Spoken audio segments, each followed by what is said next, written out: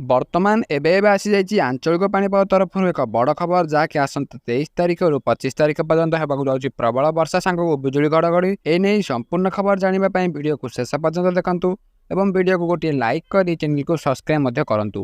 ଏବଂ ଆପଣମାନଙ୍କର କେଉଁ ଜିଲ୍ଲା ବର୍ତ୍ତମାନ ସମୟରେ ପାଗ କିପରି ରହିଛି ଗୋଟେ ଛୋଟିଆ କମେଣ୍ଟ କରି ଜଣାନ୍ତୁ। ଉପର ମୁଣ୍ଡରେ ପ୍ରବଳ ବର୍ଷା ଯୋଗୁଁ ହୀରାକୁଦ ଜଳଭଣ୍ଡାରରେ ଜଳସ୍ତର ବଢ଼ିବାରେ ଲାଗିଛି। ତେଣୁ ଜଳସ୍ତର ବୃଦ୍ଧିକୁ ଦୃଷ୍ଟିରେ ରଖି ହୀରାକୁଦ 6ଟି ଗେଟ୍ ଖୋଲାଯାଇଛି। ଏନେଇ ସୂଚନା ଦେଇଛନ୍ତି ହୀରାକୁଦ ମୁଖ୍ୟ ଯନ୍ତ୍ରୀ। ତେବେ ଗେଟ୍ ଖୋଲିଯିବା ପୂର୍ବରୁ ସାଇରେନ୍ ବଜାଇ ସମସ୍ତ ତଳିଆ ଅଞ୍ଚଳ ଲୋକମାନଙ୍କୁ ସତର୍କ କରାଯାଇଛି।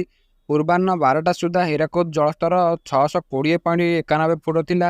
ସେପଟେ ଉତ୍ତର ବଙ୍ଗୋପସାଗରରେ ସୃଷ୍ଟି ହୋଇଥିବା ଲଘୁଚାପ ସକ୍ରିୟ ହୋଇଥିବାରୁ ରାଜ୍ୟରେ ଜାରି ରହିଛି ବର୍ଷା। ପାଣିପାଗ ବିଭାଗ ଆକଳନ ଅନୁଯାୟୀ ଆଗାମୀ 2 ଦିନ ଭିତରେ ଘୂର୍ଣ୍ଣିବଳୟ ସୃଷ୍ଟି ହେବାର ସମ୍ଭାବନା ରହିଛି। ଏଥିପାଇଁ 24 ତାରିଖରେ ବର୍ଷା ପରିମାଣ ବଢ଼ିବା ନେଇ ଆକଳନ କରାଯାଇଛି। ଆସନ୍ତା 24 ତାରିଖ ବେଳକୁ ଉତ୍ତର ବଙ୍ଗୋପସାଗର ଓ ସଂଲଗ୍ନ ଅଞ୍ଚଳରେ ଏକ ଘୂର୍ଣ୍ଣିବଳୟ ସୃଷ୍ଟି ହୋଇପାରେ। ଏହାର ପ୍ରଭାବରେ 24 ଓ 25 ତାରିଖ ଯାଏଁ 2 ଦିନ ଧରି ରାଜ୍ୟରେ 7ଟି ଜିଲ୍ଲାରେ ପ୍ରବଳରୁ ଅତି ପ୍ରବଳ ବର୍ଷା ହେବାର ସମ୍ଭାବନା ରହିଛି ବୋଲି ଆଞ୍ଚଳିକ ପାଣିପାଗ ବିଭାଗ ପକ୍ଷରୁ ସୂଚନା ଦିଆଯାଇଛି। ଉତ୍ତର ବଙ୍ଗୋପସାଗର ସୃଷ୍ଟି ହୋଇଥିବା ଲଘୁଚାପ ସକ୍ରିୟ ରହିଥିବାରୁ ରାଜ୍ୟରେ ଜାରି ରହିଛି ବର୍ଷା। ପାଣିପାଗ ବିଭାଗ ଆକଳନ ଅନୁଯାୟୀ ଆଗାମୀ 2 ଦିନ ଭିତରେ ଘୂର୍ଣ୍ଣିବଳୟ ସୃଷ୍ଟି ହେବାର ସମ୍ଭାବନା ରହିଛି। ଏଥିପାଇଁ 24 ତାରିଖରୁ ବର୍ଷାର ପରିମାଣ ବଢ଼ିବା ନେଇ ଆକଳନ କରାଯାଇଛି।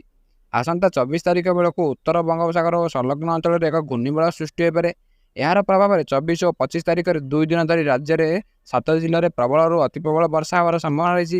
ସେହିପରି ରାଜ୍ୟରେ ଲଘୁଚାପ ସକ୍ରିୟ ଥିବା ଯୋଗୁଁ ଆଜି 5 ଜିଲ୍ଲାରେ ଅତି ପ୍ରବଳ ବର୍ଷା ହେବାର ଆଶଙ୍କା ରହିଛି।